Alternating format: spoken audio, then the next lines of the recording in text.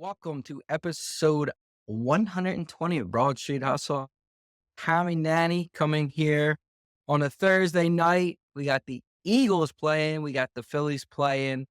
Um, which we will be talking about Phillies baseball. So we'll go through that. We're also going to finish with the pick four at Saratoga. Just a little housekeeping. Next week we will be covering the Travers. Probably might be the only thing we do is the Travers. I'm not sure if we're going to cover anything else. And then in 2 weeks, August 29th is our NFL preview football show. Always fun. With me is Jason Santa. Hey, Tom, what's up? Jason, how are you doing? I got Jimmy the Chalk. What's going on? And I got Christopher Michael Meeker. Oh, I knew you were going to try it. And I know Nah. it was, and we're not in football season yet, so I figured it would go to at least football season. We had a production Okay. meeting prior to the show and decided that we can nix it Well, from we the could- official announcement. Well, we don't have to announce it every week, but what we could do is have a banner under him that states that he was the last place finisher in the contest, and then this way we won't have to mention it. Oh, see, it was mentioned. So you got it in there. Oh, I got it in. It wasn't Oh, part of the introduction, though. it wasn't part of the introduction, though. And like I said, we'll be covering the Phillies, and that's where we're going to start. But before we get started, as always, our tonight's episode is brought to you by our sponsor, Giovannina's Pizza. You tried the rest, now try the best. Planning a fantasy football draft? Why not give Giovannina's a try for all your fantasy football catering needs? All right, let's jump to it. So last Thursday, I think we started the show or posed the question. Phillies were coming off of Schwarber's 7 RBI game. We said, are the Phillies through the mess that they were in? And I think as a whole, we said yes. We thought they were coming around. They had the series with Arizona coming up. And I believe that night they beat Arizona. So it really looked like they were going to come through. And then after that, it got worse. They got thumped by Arizona. They came back on home Tuesday. Just a horrible effort. Was a 5-0, whatever the final score was.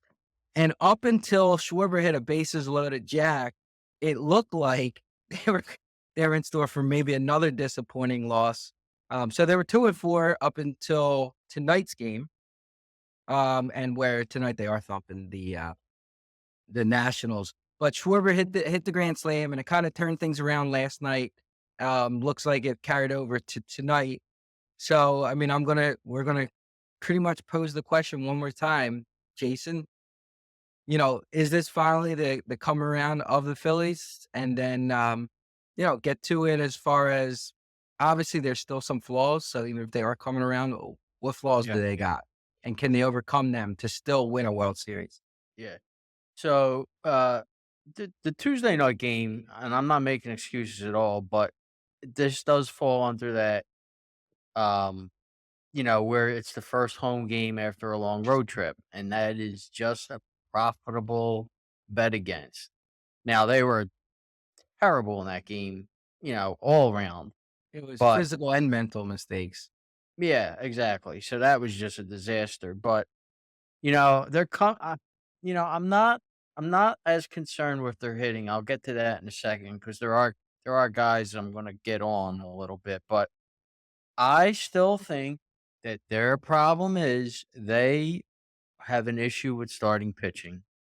And I think Dombrowski dropped the ball by not bringing in another starter. You know, even in last night's win, I don't does anybody think that guy is a starting pitcher in Major League Baseball? No. Like he should be a starting pitcher? He No. was getting rockets hit off of him last night. And it wasn't the 27 Yankees he was playing against. He is not a starting pitcher. It's fine to have him come up from the minors for a spot start once a month or something, whatever. But if they think, like I heard Thompson talking about like them having a 6-man rotation once Suarez comes back, which means this guy would stay in the rotation. Are you kidding me? Like, he is not a starting pitcher. And I'll even come back and say Walker is a disaster. He's not, to me, he should not even be on the team. But they don't have a number 2 starting pitcher. They just don't. Nola is no longer a number 2 pitcher in this league. He's a good number 3 on a World Series team. He is not a number 2, and you're going to see that in the playoffs. I think Suarez is a 4, and I think Sanchez is a 5 at best. So they're short on starting pitching. Dombrowski should have did something about it, and he didn't. And I think that's going to be an issue down the stretch.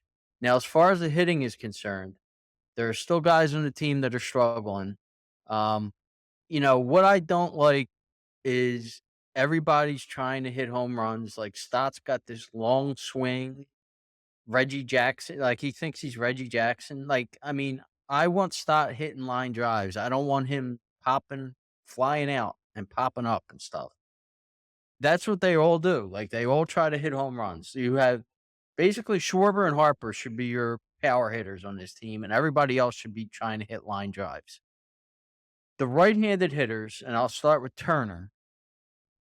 Right, Turner is still broken to me. Like I don't want him pulling balls. Like I see all of the major right-handed hitters on this team. I see Bohm, I see Castellanos, and I see Turner, and I see Real Muto, the 4 of them.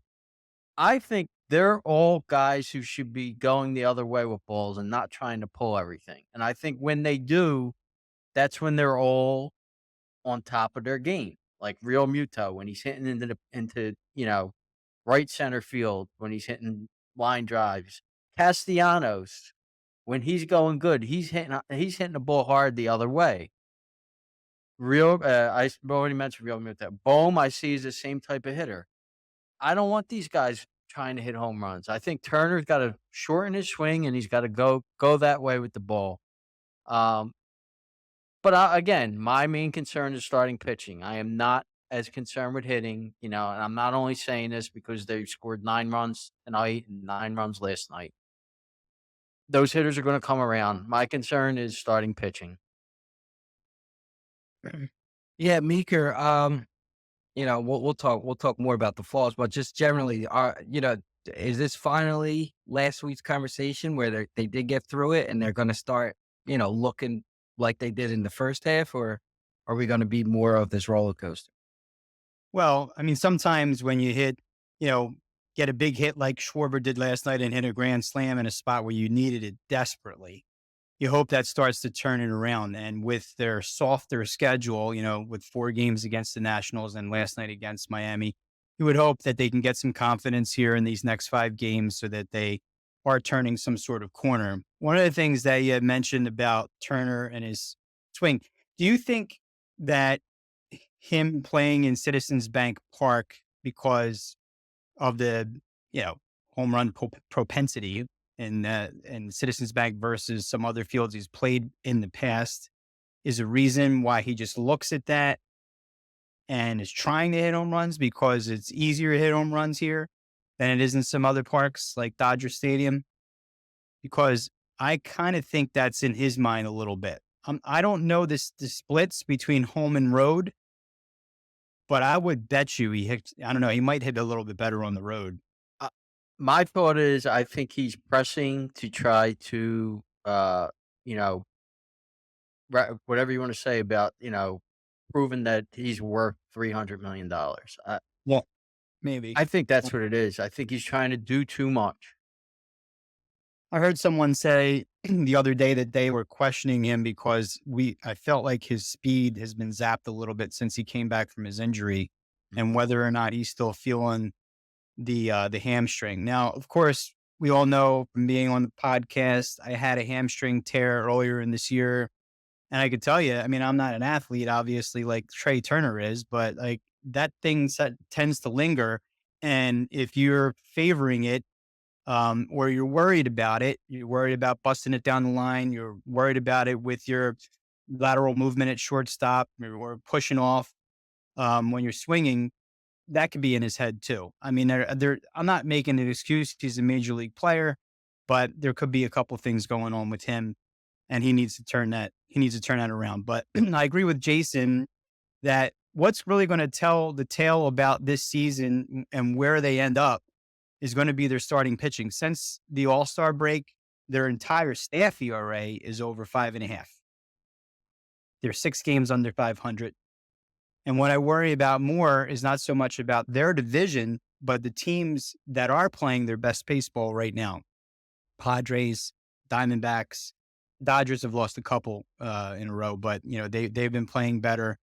The competition that we thought was, at the time we were 12, 13, 14 games above some of these teams. They've now gotten to a point where they're 2.5 games behind the Phillies, even though they're not in the division. I think the division is still sewn up. I don't see the Mets or the Braves challenging them for the division. But now I look at the competition in the National League. Some of these teams have gotten healthier. Some of these teams have made some deals at the deadline that have helped them. And now they're right there. And that's what I worry about when it comes to the playoffs. And starting pitching wins in the playoffs. If Ranger is not Ranger when he comes back from the IL, they're gonna have a problem with starting pitching. Now, when the deadline came, Ranger was already hurt, was he not? Or he was already on the IL? Hurt. So my question is, are they babying him? Or are they letting him kind of stay on the IL because they want him for September and they want him to be at his, healthiest? Because if he's not back yet, then there might have been something a little bit more wrong with him than we're led to believe. And if we knew that, when I say we, the Phillies knew that, the Phillies GM knew that, then they should have made a move for a starting pitcher. But, I wasn't privy to the fact that his injury was worse than what they led us to believe. I feel like if they knew that he wasn't going to be himself for a while, then maybe they'd make a move for a starting pitcher. But I was on this podcast saying I didn't think they would.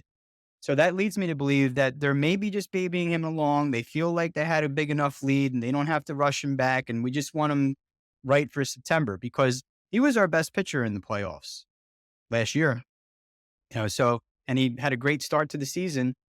But obviously what happened. And now if you have to depend on a Sanchez, if you have to depend on Nola to be, excellent in playoff series starts, I'm not really sure that this is, I'm not really sure it's the best case scenario for them when it comes to playing some of this competition that they're going to play in the playoffs this year. Yeah, Chalky, is there anything that they missed that you feel over the last week or so with the Phillies coming through it, and then obviously some of the flaws still? Yeah. Well, to what Meeker was saying, Turner's offensive stats are better at home than on the road with less at bats at home, except for stolen bases. So, I mean, to what you were saying before, no, I don't think they're back to where they were at the beginning of the year. And the reason is exactly what the other two guys articulated. Not only were you hitting, but your starting pitching and your relief pitching was you had league best ERA or whatever, and they're not doing that. And, losing 3 out of 4 to the Diamondbacks, to me, doesn't worry me in and of itself because the Diamondbacks are arguably the hottest team in the National League right now, and they're right on the heels of the Dodgers. But the fact that you gave up 12 runs and 11 runs, whatever, in back-to-back games is the concerning part. That they lost the 3-2 game. That was all right. But look, the players that you're giving the big money to, you're giving it to them for a reason. So, like I kind of said in one other podcast, Harper will have slumps in the year, but he's never had a year where he just fell off for like half of the season. So he's going to get it going. Schwarber's been fairly consistent the last 2 or 3 weeks. He's getting hot, and obviously he had that big home run last night. And there are some signs of hope in the sense that I feel like in some of these games I've seen them manufacture the one run here or there that you don't typically see them. Like Rojas got on base, stole a base. They with the first 2 runs last night were like outs, whether it was a sacrifice fly or there was a ground out where they let the guy score. So those, obviously they busted it open, but those are the kind of things that you might need to win a 3-2 game in the playoffs, assuming your starting pitching doesn't give up that many runs. But I was saying before, we started, I didn't watch a whole lot. I didn't watch any of the Florida series and little of the last 2 games of the Diamondbacks because I'm not sitting down at 6:40 and I check the score and it's 4-0 already or 3-0 the first inning with Walker on the mound. It's like, I'll check back later to see if they make a rally. Like, I'm just not. watching it is only going to make me angry when they're not playing well, and I don't need that kind of energy. And it's like, look, it's August. If they're playing this way at the end of the year, fighting for a playoff spot, I'm going to get angry. It's early enough that I think the offense will get through. The pitching does worry me though, and I don't know if Nola needs to sit a start or two. I mean, I don't like a 6-man rotation, but if it takes a little bit off of some of the guys, because I mean, he's struggled a little bit the last couple outings, and I don't think Ranger will be first half Ranger, but if he's, what you get for most of last year and certainly the postseason, that's fine. But I mean, we're sitting here wondering, is like Turnbull coming back going to be a great thing for him if he makes it back before the end of the year, because then he could be a fourth starter or a 3-inning guy if you want to do a bullpen game or something, with the way he pitched earlier in the year. And didn't think we'd be talking about that, but maybe it's the best thing for the team. Did you guys see Mick Abel has been pretty good in his last couple starts in AAA? He might have straightened himself out. That's why they should have traded him or Well, call him up. Why not call him up? Full mom. Yeah. He because of what you were saying, like him struggling earlier in the year. I mean, he would have been the guy that would have been up right now. Instead they're bringing up these other two. Tommy, I wanted to ask you a question because I don't know if it was last podcast or maybe 2 ago. You had said that maybe the Phillies don't. What did you say? Like I'm paraphrasing. Maybe the Phillies don't care as much about these losses as we do. Yeah, I later. I mean, to a certain extent, yeah. I mean, they started to probably get a little concerned based on their play, but yeah, I mean, and I think that's the reason for, Topper alluding to a 6-man rotation. I think they prioritize arm going into the playoffs more than tonight's game or tomorrow's game, with the division pretty much seamlessly, probably over.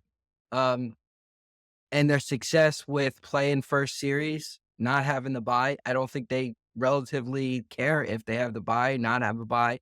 They just feel like as long as they're at their best come playoff time, that's more important than, being the third team or whoever it is. So yeah, I think that's why I think they did it. Was it last year or the year before where Wheeler had that weird injury towards the end of the season? He went on like the 10-day DL for might have been the year prior. Yeah. Where it's like, I don't think he was really hurt, and they just tried to get him some rest. And I still think that's where they're at. And they know they're going to still win games. I mean, they can out hit teams. It's not always that they have to pitch shutout. So, I think that's why Hopper alluded to the 6-man rotation and why Walker continuously goes out there and Phillips goes out there. The other, whoever, Tard or whatever his name is, they just want to get these arms healthy. Because Jason said Nola's not a number 2, which he doesn't. But last year he didn't really look too strong. But then in the playoffs, he pitched like a number 2 for most of the games. I think he had that one bad start. So I just think they're confident in their ability to play in the playoffs. Is what I think. What do you guys think? Because I'm real nervous every time the bullpen has to go in, and it's not just like the Alvarados, it's even the Stroms and the Hoffmans.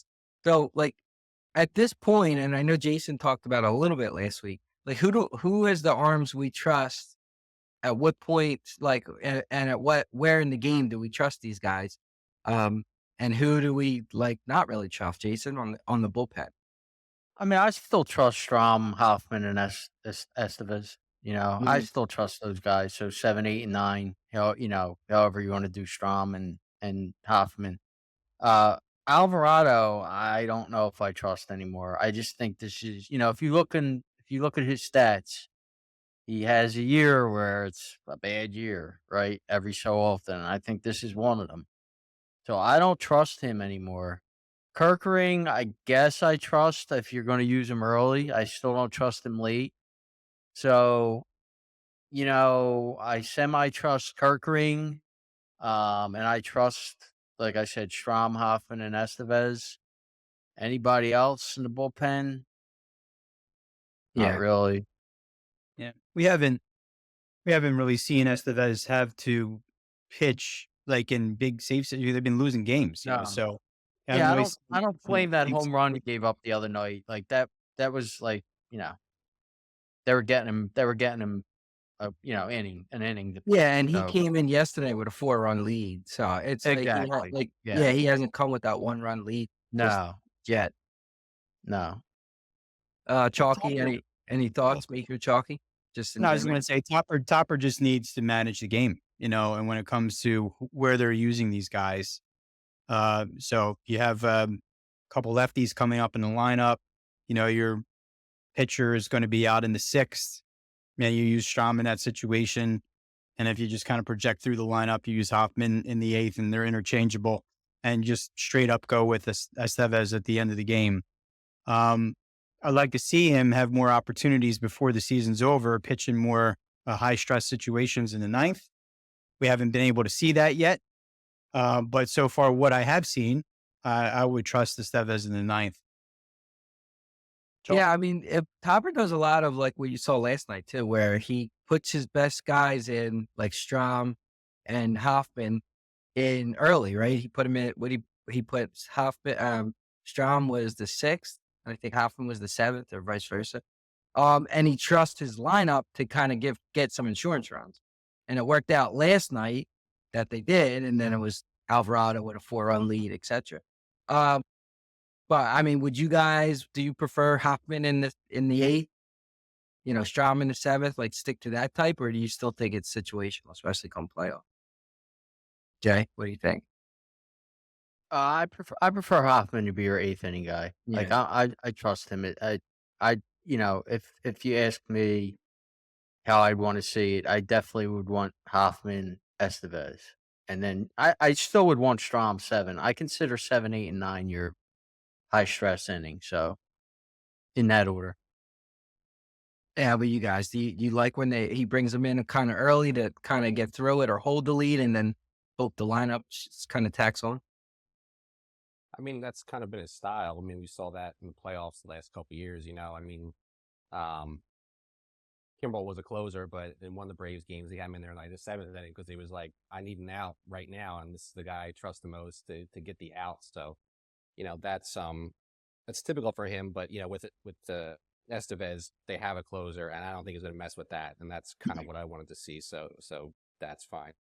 I prefer that. Yeah, they have defined roles, or at least the seventh. You should know who your seventh or eighth inning guys usually are. So Hoffman shouldn't be coming in the sixth if you can help it. I would try to go to one of the other arms. But as far as trust, I'm with Jason. But I mean, like some of these other guys, like Ortiz, I trust Dominguez more than these guys. I wish that he would have been on the team still, as opposed to some of these guys. Actually, I'm not sure how you say his name. Is it Laser or Lazar? Like he's only been up for 2 games, but he's had a couple good appearances. So maybe he's somebody that can give you 6 inning batters. But I prefer the structure in the bullpen. But Topper goes by his feeling, and it's worked out more than it hasn't. So can't really knock it, but it's not something I'm super comfortable with.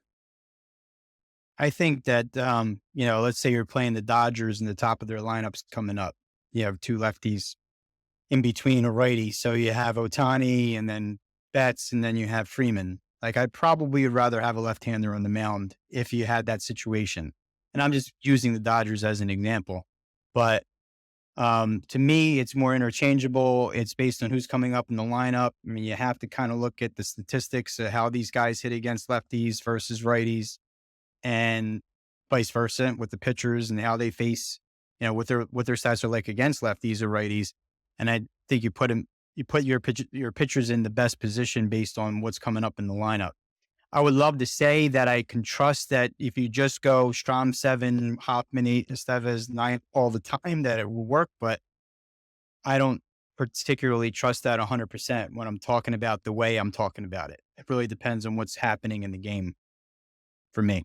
And that seems I think that's more like your 7 and 8 because Estevez is your 9. Like so you might see Hoffman in 7 if it's a righty, it's strong righties in that part of the. But it's more so like is Hoffman coming in the 6th inning and then saving Yeah. Alvarado, or Strom coming in the 6th and saving Alvarado for the 8th because you use Strom? Or are you like, even if it is a strong lefty in the 6th and you're using Strom early in the game? I think he still trusts Alvarado. I don't trust Yeah. Alvarado. No, Like Yeah. I'm on the same page. I don't trust him in any inning right now. If they're up no, 10-1 and the starter gets hurt, I don't trust him in the 4th inning in there. So right. But I think you're going to see him in the 8th inning in Yeah. some games. he is. I would say he's stubborn in that he has what he wants to do and he doesn't. I know. I think it's more loyalty than being stubborn. But Topper doesn't upset the apple cart all that much. So if his guy, if he thinks this guy is an 8th inning guy, whether he's performing that way or not, he's going to go back. And Well, hopefully there's there's not a lot of close games. But I mean, that makes me nervous. yeah, there's one way to solve that, and that's get your pitchers through the 6th. Yeah. Yeah, pitchers got to get you through the Yeah. 6th, your starter.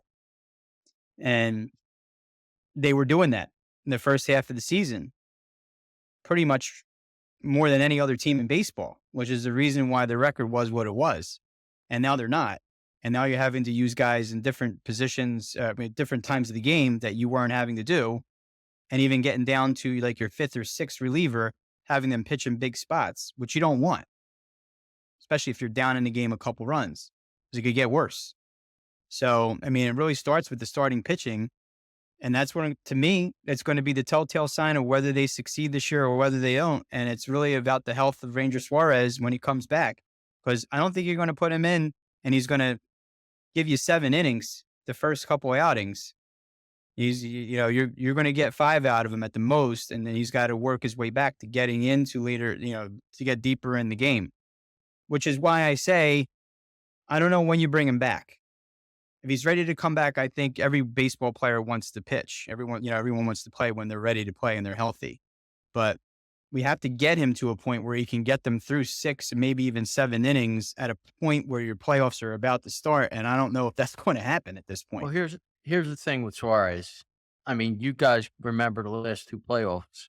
He He has a very Short- very short hook with Suarez in the playoffs. Very short. So you're lucky to get 5 innings from him in the playoffs. That's just the way it is with Suarez, which is why I don't consider him a legitimate number 3 starter. That's a good point. I mean, because but he, in the beginning of the season, you would have trusted him more. Like, it's just a year later, Right. a year better, showing you more. Now We'll this see. year, let's get him another inning. He doesn't have to be taken out in the 5th inning. I mean, the 6th inning, right? He can get through the 6th inning. But now his health is an issue, and now that's going to be the cause of him not being able to get extended through the 6th. And that's when you run into this trouble because you're mix and matching guys that you'd rather have in certain roles that you can't put him in because your starting pitcher is not getting you through the 6th inning. So I think that's huge for me. I mean, you watch playoff baseball around the league. That's common. I mean, besides your like Horace, they all have pretty quick hooks, and they go. I mean, the bullpen's probably the most important part of a playoff series. Come playoff time. It has become that way in baseball for sure over the last 5 years, 6 Yeah. years. Yeah. So, I mean, I would have liked to see maybe bullpen arm, but all right. Before we wrap up, move over to Saratoga real quick on the lineup. So obviously Turner didn't play last night, and then tonight they're pretty much as the regular lineup, especially against the lefty Marcel. But they still had Castellano was batting 5, so they didn't move him up in the lineup. Kind of tinkered with Stott. What do you think, Jason? Are we going to continue to see like tinkering? Do you think we're going to settle in back to this type? I mean, Castellano over the years is like when he bats 7, he hits. When they move him up a little bit, he starts to struggle again. So Yeah, I think I think Turner is going to. I think he's going to turn it around, right? So, and if he does, I'd prefer Turner hitting 2nd and then Castellanos hitting 5th, right? which My he was, which he is tonight. I mean, he is tonight. Yeah, that's what He the wasn't order. in the lineup the other night. So Yeah. My question to you guys was going to be about what are our thoughts on Brandon Mark? Because I am losing faith in him quickly. He has the highest strikeout rate of any player in baseball over the last month and a half. That's a long stretch. Yeah. I mean, Marsh was a guy who struggled a lot before we got him. And then Long, who's notorious for turning these types of players around, right? These Pesci's and Marshes that are have a little bit of potential. But for how long? I mean, he might have got him through whatever it was, and now the league kind of figured out his weaknesses again.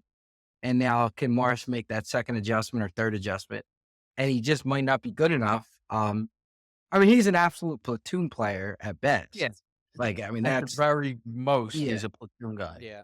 And I mean, even I think at this point, the way he's playing, I'd like a lot of people say keep him in the lineup and let him hit his way out of it. But the minute Hayes is No. ready to come back, I think he goes in there and Rojas stays in center field. It's not a platoon anymore. I mean, Rojas is doing enough of the little things right, and he's hitting. I mean, in tonight's lineup, he's 6 out of 9 in batting average because he's ahead of now Real Muto and Stott and somebody else, I think, or was. So I don't know that there's a regular starting spot for Marsh right now once Hayes gets back. I would go a step further, and I don't know if he has options remaining, but if he does, send him down. Bring up a Clemens or somebody who, is somewhat reliable. Send him down, see if he can fix whatever he's got going on. Because he's not helping you right now. He's a total out. He's a bad at bat out. I think Yeah. last night he did have 2 hits. I texted exactly what you're saying, Tommy. I texted you last night. I said if he went right, pitcher's on the outside part of the plate, he slugged it to left field, nice little shot. I But said he if does. he would just do that, more often than he's just flailing away at pitches that are in the dirt, he would be a 280 hitter. But he doesn't do that. And He you happens to saw do my that last night. response, right, about the if, which you Yes, probably I saw can't it. say it on this podcast.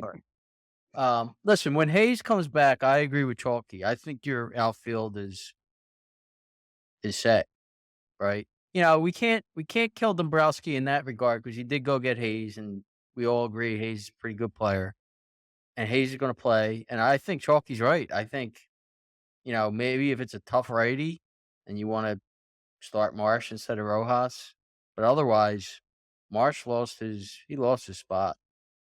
And the other thing I is, mean, Rojas especially playing one hitter.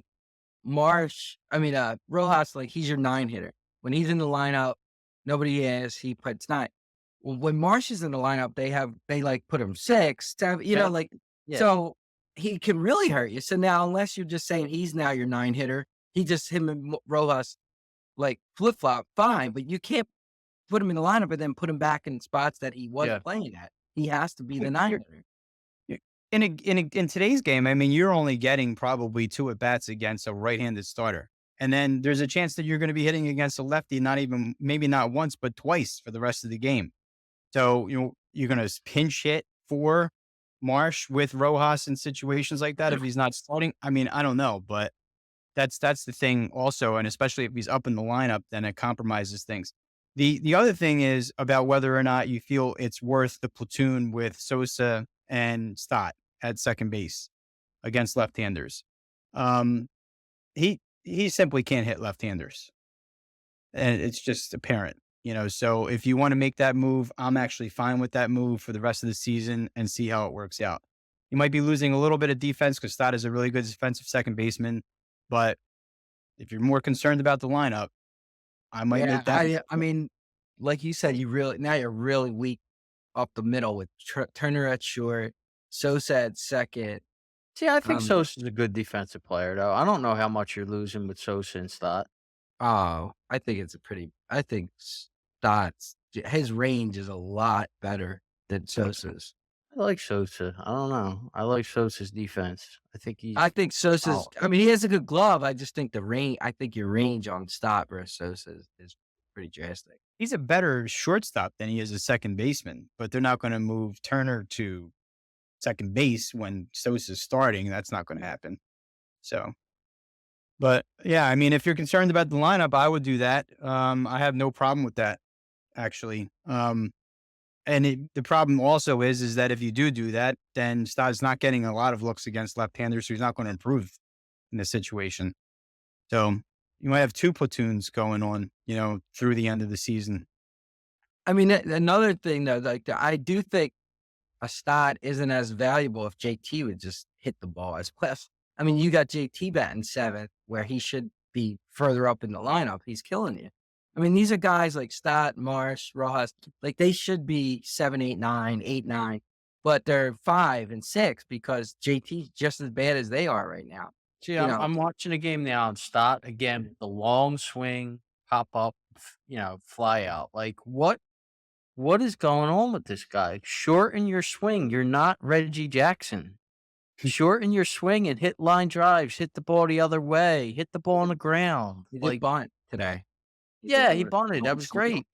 That was great.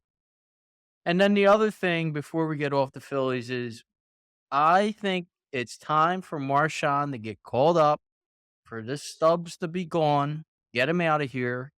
And if Real Muto's struggling, then Marshawn's got to play more than Stubbs would play.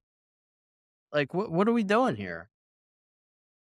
Yeah, I don't. Yeah, I think you only call Marchand up if you're committed to not to JT really, almost playing 4 of the 7 days or 3 of the 7 days in Marchand. If it's just once a week, it's not. I don't see the benefit. Yeah. I mean, I don't disagree with that, but I think, the way JT's struggling, I think get Marshawn, like I had said before, like, JT plays 4 games, Marshawn plays 2, like out of, if at the least, I mean, maybe he Yeah, played 3 out of 7, like you said, yeah, something yeah, like that, yeah. you know? I mean, I agree.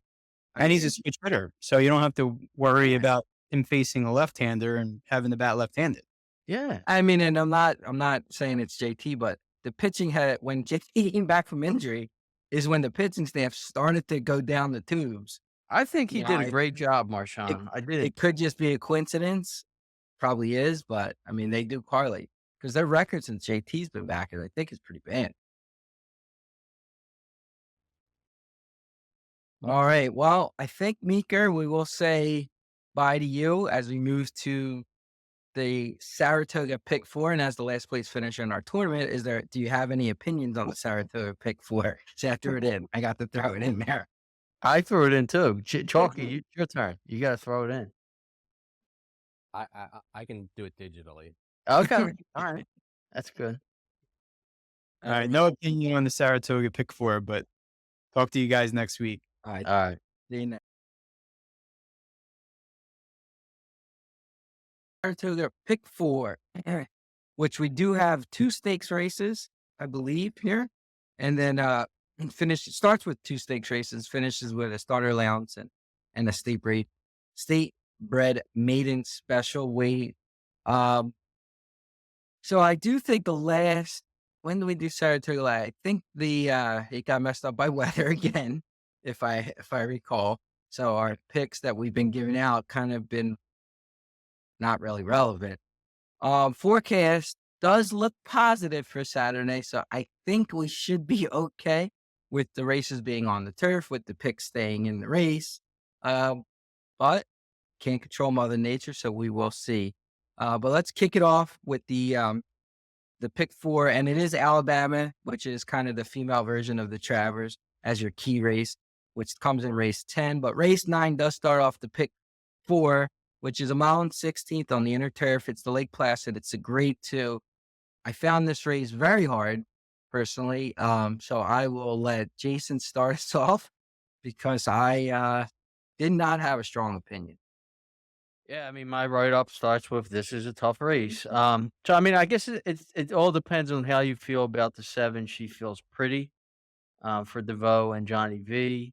She could just be better than these horses, and Mhm. it could be just that simple. I'm not going to treat it that way. I am making her my top pick, but I'm going to go 4 deep. Um, I'm going to use the 3, Gallibrand, and that's for Mott and Lescano. And I've used this horse before, and is it he? It's a he or she. I'm not. It's a she. She I watched the replay of the last race. She kind of took up a little bit, like right after the start of the race, and I think that just kind of threw her off. But um, she's proven that she likes Saratoga, and um, I'm going to give her another shot, just because, like I said, I like their last race. She's now 2 out of 3 at Saratoga, and the one race she kind of could maybe give her a little bit of an excuse for. Um, my I gotta put this in light because I can't read my writing. Another horse I'm going to use is the 2 Greyosh, for Brown and Pratt. So I'm gonna throw her into the mix. She kind of ran pretty well at Saratoga. I like using these horses that have proven that they like the Saratoga turf. So she somewhat ran well. I'm gonna give her another shot. And then I'm gonna use that one Deep Satin. And that's for DeVoe and Jose Ortiz. There's a possibility that she's the controlling speed in the race. I always like using speed at Saratoga, so I'm gonna use her. So in order, 7, 3, 2, 1 are my picks. Okay, yeah, I mean, I'm not drastically different, but I am different. I would probably say the seven's my top pick if I had to give a top pick as well, but I'm spreading pretty well here. And the reason the 7 is my top pick is it's a little bit of a tactical advantage. I don't see a lot of front end speed. The 7 should sit very close to the lead. Should have no problem getting over from the 7 spot to the rail. So Johnny V gets to kind of pick his pocket that he wants, and then just out finish them. And like Jason said, she may just be the best horse. But these turf races, especially these Philly ones, are tough. I'm a little anti on the 1 just for the point that I do not think she's going to be controlling speed. I think she was speed in a race that she towered over the field. And Jose just said, I'm much better than these horses. So I'm going to put the horse closer to the front and, one easily as a less than even money favorite. I actually think the 4 has a little bit of shot with Saez, a little bit of early pace and Saez to go to the front and control the race. And we've seen that these races on the turf could be won by controlling speed. So I actually did use the 4 as well. Similar to Jason, I used the 2, which is Chad Brown. I use the 9 Proctor Street. I mean, really hasn't done anything wrong. Hasn't really got much love at the windows. As 5-1 and 17-1, but was at Indiana, came over into Saratoga as a big price and won, beat the 2 in a race. And I used, Brown and Iran on the 10. So I was 2, 4, 7, 9, 10. A little spready. I didn't have any 3. I didn't have any 1, just to be a little anti of what Jason had. The But only I reason was I didn't use those 2 that you mentioned on the outside is like it's just so hard to win on the inner turf. yeah, but So it's hard to win on when you face a field that's good. And I don't think this field is anything special, So there are races of horses that win on the outside, and it's these types of races. It's races where they're decent horses and the competition isn't anything special. I don't disagree though. But again, if I'm not feeling confident with just the 2, 4, 7, so I'm going to throw in, I'm not going to miss an opportunity not to use Brown and Irad on the turf in a race that doesn't have any standouts. How about you, Chalky? Nothing that you guys haven't said already. Probably a little lighter, but 7 top choice. I got the 10 as well. Irad is back on after her biggest win so far in the Edgewood on Oakstay, I believe it was, in Churchill earlier this year. And she was was back in the grade 1 last time out, but she did have a bad start and never really got running. So Irad's back on, even with the 10 post. He knows how to ride horses from that spot. And then I had the 9 as well. That 9 is going to be coming from out of the clouds, but made an improvement 2 and 2. If she makes another step forward, who's to say that's not the best of this race, like you're saying, because there's no real big standouts. So 7, 10, 9. All right. Well, let's move to the key race on Saturday, which is the grade 1 mile and a quarter Alabama for the Phillies. Starting with 2 Phillies here. And Chalky, you are up. We have the 7 is the 7-5 favorite. So, this is another race to me where, the 7 is the morning line favorite, but I don't see the 7 as a standout. But I mean, the two horses I'm using here are the 6 and the 7, so two Pletchers. I actually like the 6 a little bit more, but it's never gone 2 turns, so that could be a concern. Obviously, now you're going to a mile and a quarter. I mean, But both horses, those justifies are just yeah, not that's one of the reasons big route I'm numbers. still using this because I don't know who wants to go a mile and a quarter in this race, and there's nobody really jumped out. Like obviously, Torpedo Anna is the class of that division. She's gone to the Travers, but both of these horses paired their paired numbers in the thoroughgraphs last time out, so that could signal a step forward.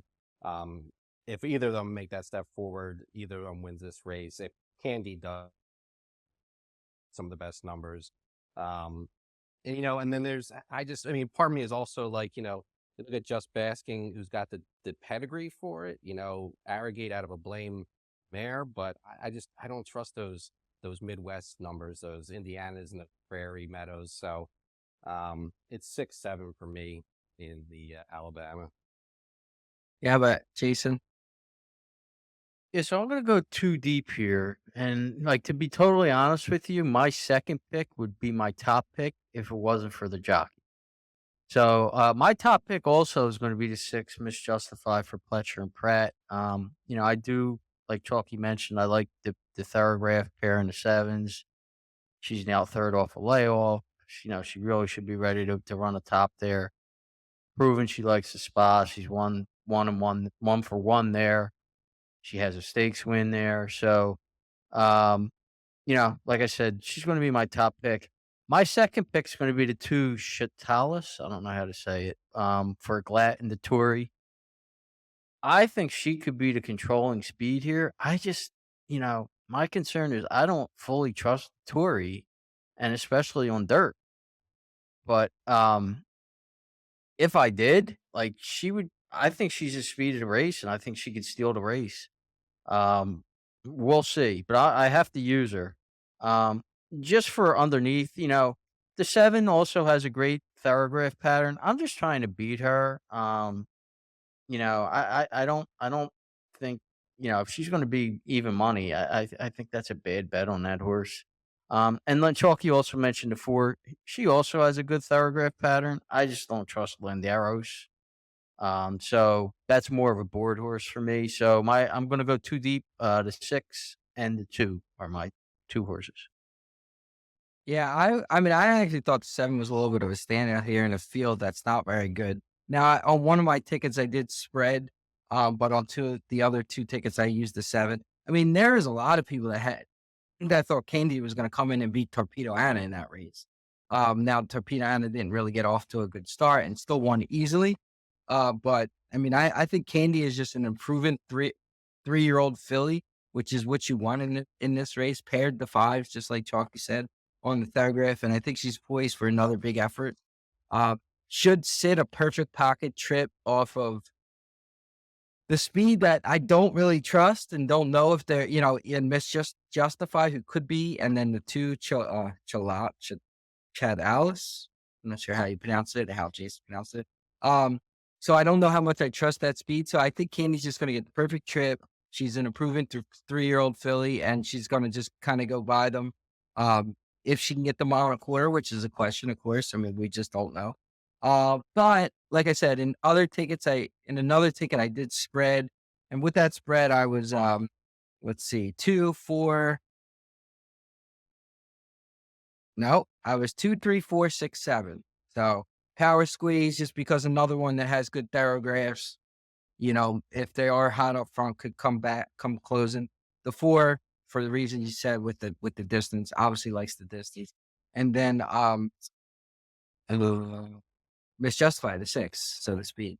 But I'm all over the 7 in that race. All right, let's move on. Race 10, which is a $50,000 starter allowance, which I did find to be another difficult race. And I'll start off, although I did only go 3 deep here. And my top pick, for reasons I do not need to say on this podcast, is the 4, who's the king, which is Safi Joseph, who is probably the hottest trainer at Saratoga right now. You look at Gaffalione rides the 7. Now, it was cleaned. It was cleaned from Pletcher. So the new trainer probably has his jockey that he uses.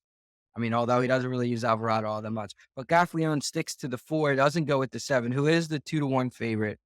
Just trounced the field in a much, much, much lesser race in a 16,000 what is it, 2 lifetime.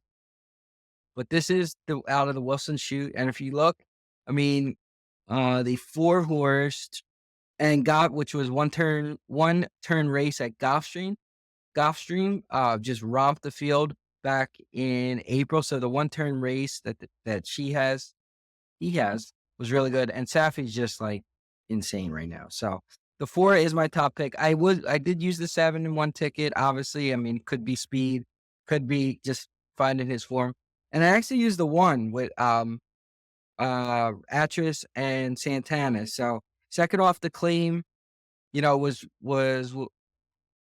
can't really read my writing here. Yeah, it's weird that he's second off the claim, runs him in a claiming race. Now he protects him in the starter allowance. I mean, maybe just didn't really have other alternatives and didn't want to lose them. But he could be speed from the rail on the Western shoot. So the 1 was another one. But I was 147, 4 as my top pick. Chalky?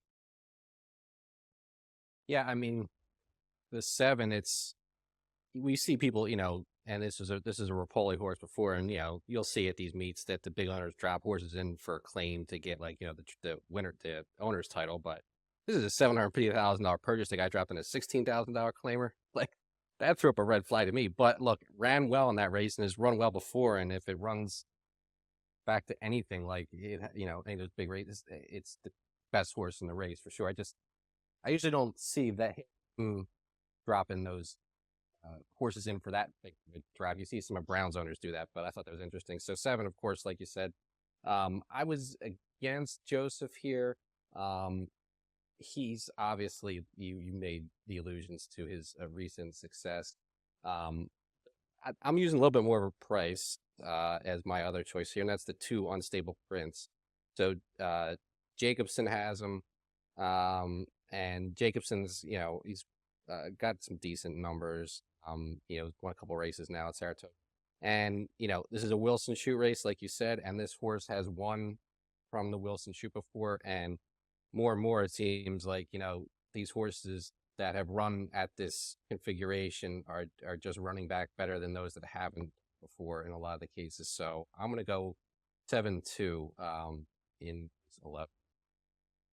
All right, Jason. Yeah, I'm gonna go 3 deep here. And it seems like the 7 unlimited potential, like Chalky had said, like he was entered in a claim last race. It seems like Rapoli just wanted to get a win, wanted to get, didn't care about losing the horse. But now, now he's protected. So, and the horse did run pretty well last race. So, I think he's live. So I definitely want to use that 7. I'm also using the 4, who's the king for Safi and Gaffalione. For the reasons Tommy mentioned, Safi's just on fire. So you'd be crazy not to use any of Safi's horses in these multis. Then I'm gonna throw in that 3 Yo Daddy for Rice and Lescano. If you watch the last 2 races, he kind of got bad jumps. So kind of took him out of those races. So I still think he's live in this race. And just wanted to throw him into. So 7-4-3. 7-4-3. All right, on to the pay leg of the pick 4. It's race 12. It's a 5.5 turf race on the state bred maiden special weight. Not always the easiest race, although I thought it was. Jason, you're up for first. Yeah, I'm gonna go 2 deep here, and the only reason I am is just because the trainer of my top choice has just been ice cold at Saratoga this meet. So 5, beautiful. Not gonna try to read my writing, and unfortunately, I didn't print out Thief. Is it beautiful Thief? Yeah. It's Weaver. Like I said, he's 1 for 23 so far in the meet. He's not having a great meet, but I mean, this horse just looks like she's just the controlling speed and should win this race easily. But again, I don't like his percentage. So I'm also going to throw in the 6, Naughty Destiny for Clement and Dylan Davis. She's coming off of a stakes race here, so Clement obviously thinks she's got some talent. Davis has been riding out of his mind in this meet. So 5 and 6 will be my 2 horses here. Okay, and for me, I'm single. I think the 5 is a standout. Um, watching that race, the horse, they set some blazing fractions with another horse called, and I wrote it down, In the End, out of with a Kent Sweezy horse. That horse wound up finishing 7th, I believe, 6th or 7th, and was just falling back. Where this horse was not really, falling back. The closure started to come on him, but he still had some fight left in him. Weaver is a whopping 42% when he gets a horse switched to him as he's the first trainer, and it's a maiden special weight race. So it's the speed. And if you look back, that horse in the end, who was the speed with them, came back to win a maiden claim race, and then went on to win a claiming race. So won 2 races after that.